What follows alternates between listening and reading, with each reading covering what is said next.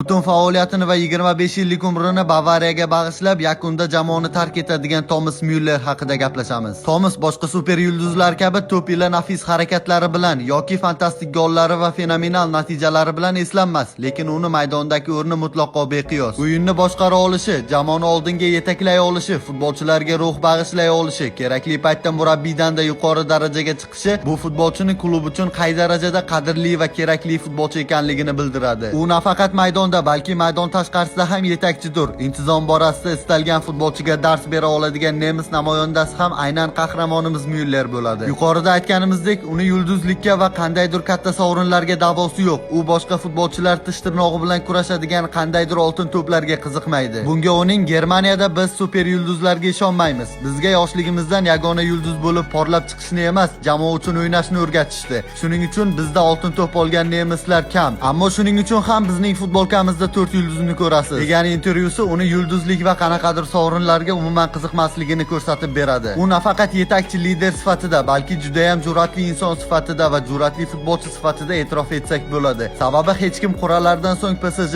Barselona va katta raqiblarga o'ylab o'tirmay o'z sahifalarida biz sizlarga raqib bo'ldik, ehtiyot bo'ling deya oladigan darajada jur'atli emas. Thomas kabi futbolchilar futbolga kerak. Shunday ekan uni doimo sog'inamiz va u kabisi yana tug'ilishini doimo xohlab qolamiz.